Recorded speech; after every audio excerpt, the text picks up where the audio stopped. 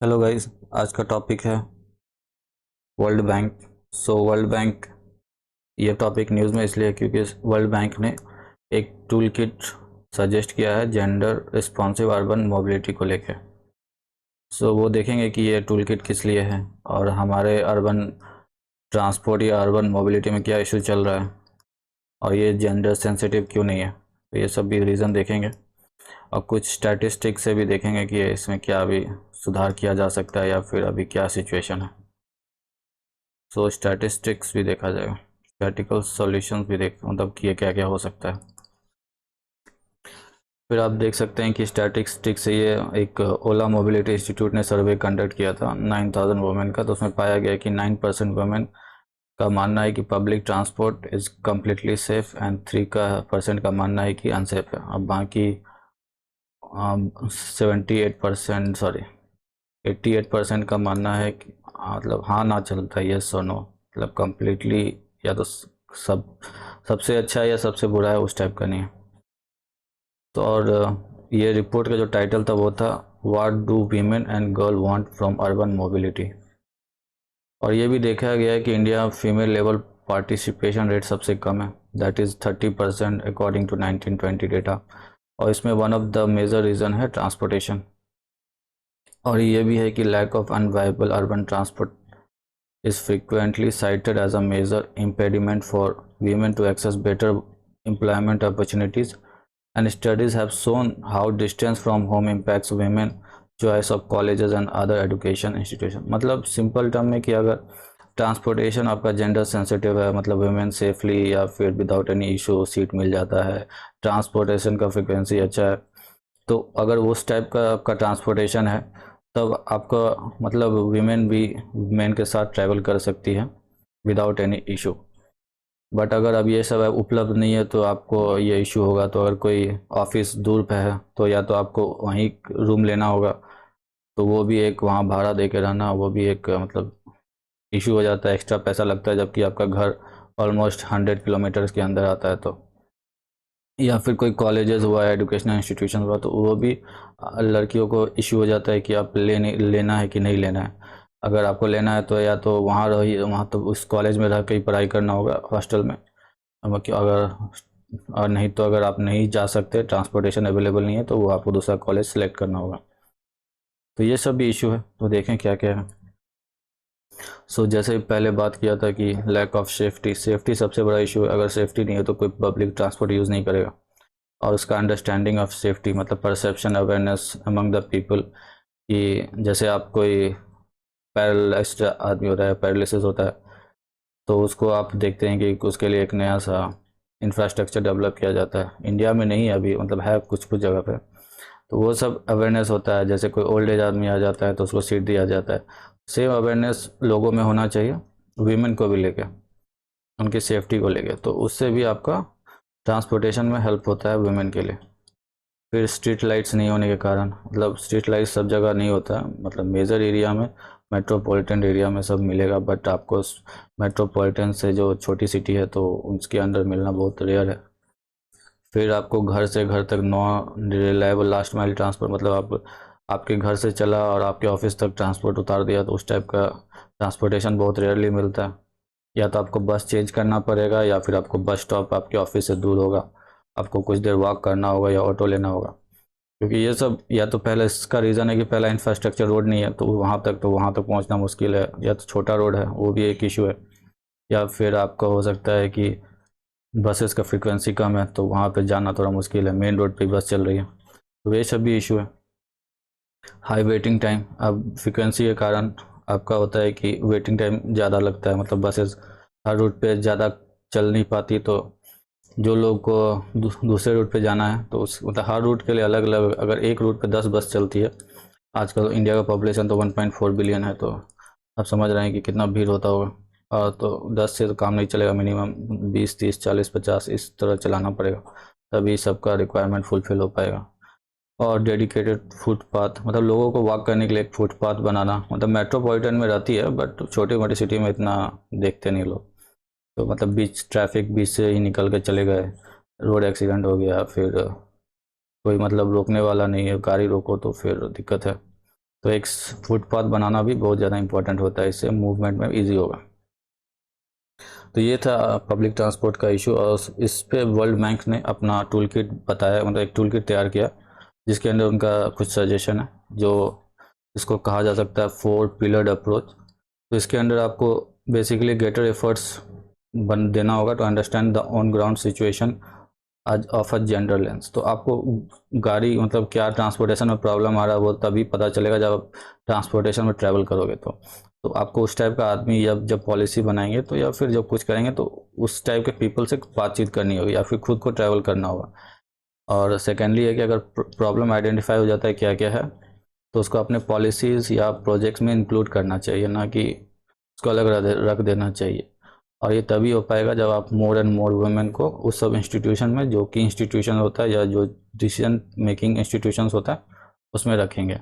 मतलब आप जैसे कोई railway infrastructure railway bus infrastructure project approve कर रहे हो तो उसमें वुमेन है नहीं, तो उनका कोई जो इशू होता है वाइल ट्रैवलिंग उनका कोई पता धता नहीं है, तो वो लोग अपने मन से कुछ भी पॉलिसी बना के लगा देंगे, बस काम चलाओ टाइप का।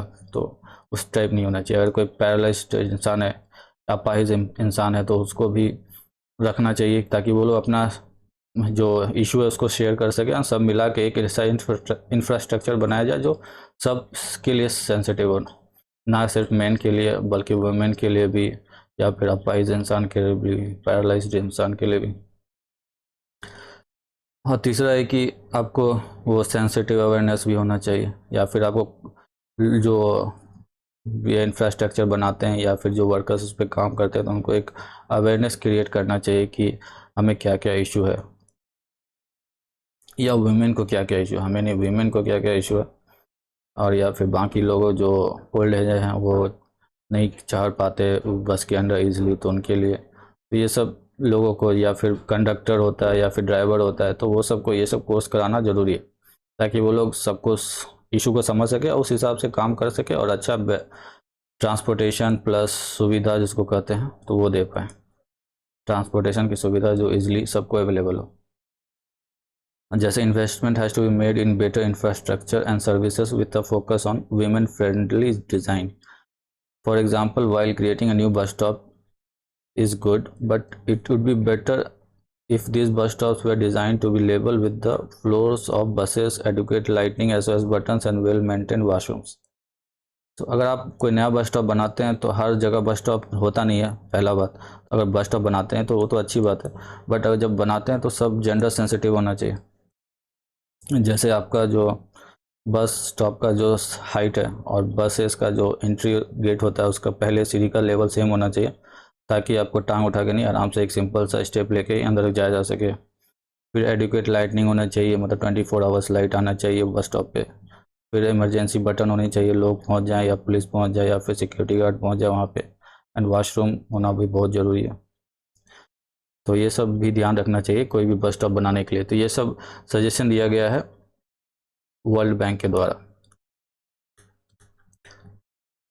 अब वर्ल्ड बैंक क्या है वो देखेंगे। So world bank basically 189 members का इंस्टीट्यूशन है जो बेसिकली 1944 में क्रिएट किया गया। उसका इनिशियल नाम था IBRD, international bank for reconstruction and development. ये बेसिकली वर्ल्ड वॉर 2 में जो हानि हुई थी, जो 1945 में ख़त्म हो गया था, बोलने के लिए ख़त्म हो गया था, उससे पहले ही ख़त्म हो गया था। तो उसमें जो जो कंट्रीज़ को इंफ्रास्ट्रक्चर डैमेज हुआ था उसको रिकंस्ट्रक्शन करने के लिए, लोन देने के लिए या फिर ग्रांट देने के लिए, तो ये इसमें काम आता है। फिर विद टाइम एक नया इंस्टीट्यूशन क्रिएट किया गया, इंटरनेशनल डेवलपमेंट एसोसिएशन, जो बेसिकली लो इंटरेस्ट रेट पर लो इनकम कंट्रीज़ को सपोर्ट प्रोवाइड करती है ताकि वो लोग अपना इंफ्रास्ट्रक्चर डेवलपमेंट कर सके। तो इसमें सबसे ज़्यादा इंडिया ज़्यादा बेनिफिट लेता है इस इंस्टीट्यूशन का। तो इसमें इंडिया का बहुत बड़ा बेनिफिट मिलता है इस इंस्टीट्यूशन से। फिर IFC में आप देखेंगे कि ये बेसिकली कंपनीज़ के लिए, ये फाइनेंस प्रोवाइड करने के लिए, ताकि लोग जाके दूसरे कंट्रीज़ में इन्वेस्टमेंट कर सके, या फिर एसेट मैनेजमेंट का भी काम करती है to companies and government. Asset management basically होता है कि आपका इन्वेस्टमेंट कहाँ लगाएगा जिससे आपको प्रॉफिट जनरेट हो, या फिर कौन सा बॉन्ड्स खरीदा जाए, या फिर कौन सा शेयर खरीदा जाए, किस कंपनी का जीडीपी ग्रोथ ज़्यादा हो रहा है। तो वो सब देख के ये कंपनी अपना एडवाइस देगी या फिर उस कंपनी में इन्वेस्ट करेगी ताकि कंपनीज या गवर्नमेंट को बेनिफिट हो या प्रॉफिट मिल सके।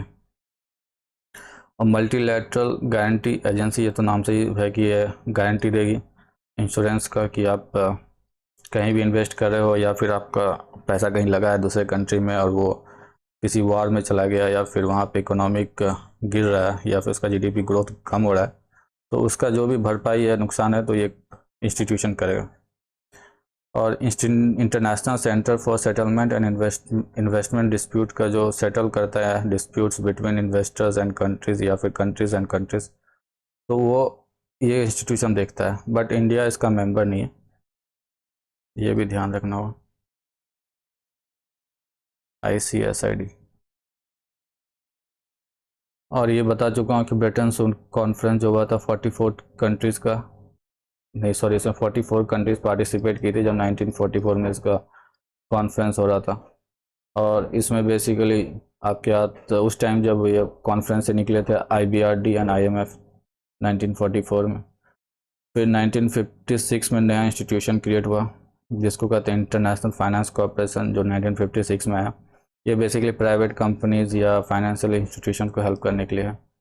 और फाइनली IBRD एंड IDA तो आता है 1960 में, that is international development association, जो बेसिकली डेवलपिंग कंट्रीज़ को लो इंटरेस्ट रेट पे लोन देता है और उसका ह्यूमन डेवलपमेंट में हेल्प करता है, इंफ्रास्ट्रक्चर डेवलपमेंट में, ग्रोथ में हेल्प करता है। तो वो सब काम इस इंस्टीट्यूशन के द्वारा होता है। और international centre for settlement of investment dispute जो है ICSID 1966 में क्रिएट हुआ था। और ये इन्वेस्टमेंट डिस्प्यूट जो होता है बिटवीन इन्वेस्टर्स एंड कंट्रीज, तो उसको सेटल करता है।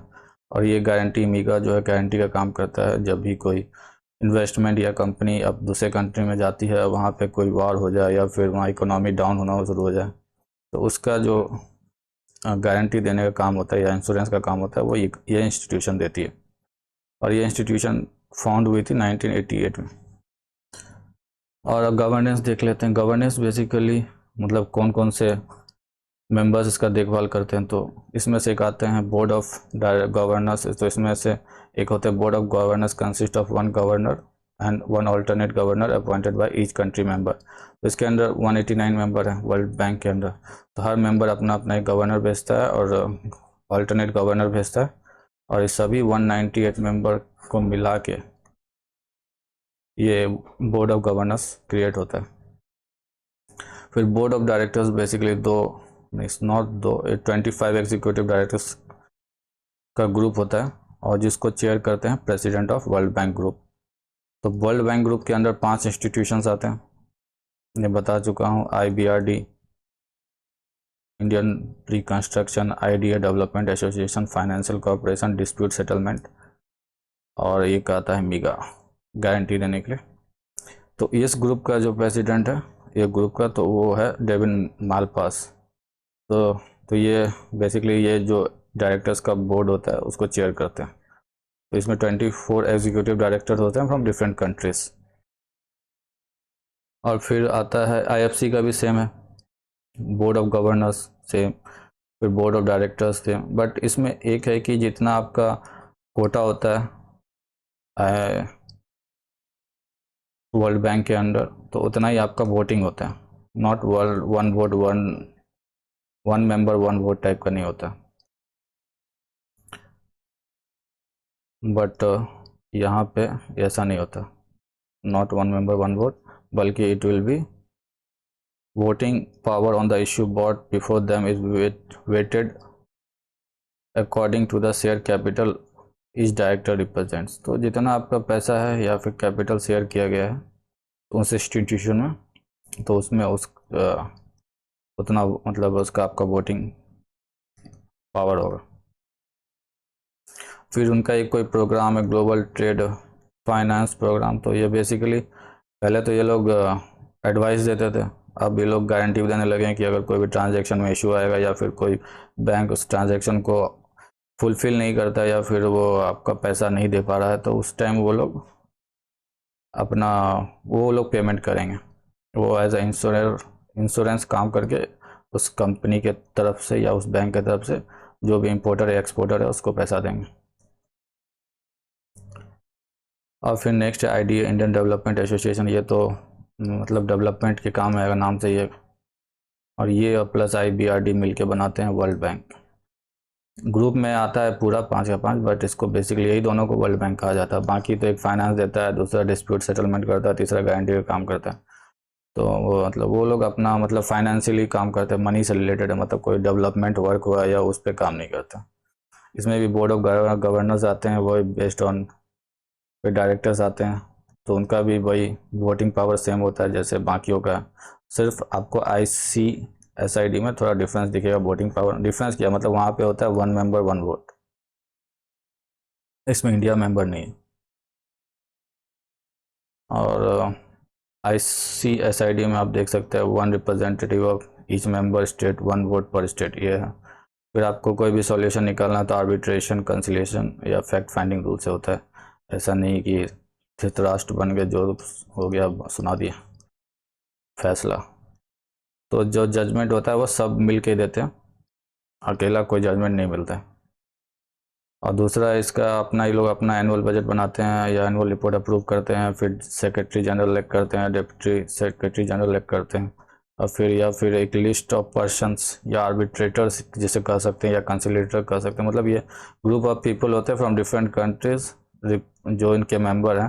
तो वो लोग अपनी तरफ से मेंबर्स भेजते हैं जो आर्बिट्रेटर्स या कंसिलेटर्स का काम करेंगे इस इंस्टीट्यूशंस के अंदर।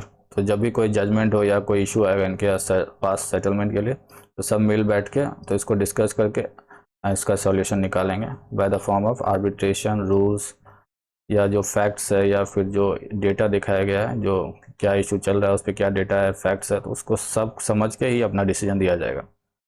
तो इसमें इंडिया मेंबर नहीं है। फिर आता है मीगा। मीगा बेसिकली गारंटी का काम करता है। तो इसका गवर्नर का आप देख सकते हैं same, member govern by the council of governor represent इस मेंबर कंट्रीज। फिर बोर्ड ऑफ डायरेक्टर्स का भी वही है कि एक consist of group of people जिसको group of peoples consist of directors. Board of directors है तो डायरेक्टर्स ही रहेंगे इसके अंदर।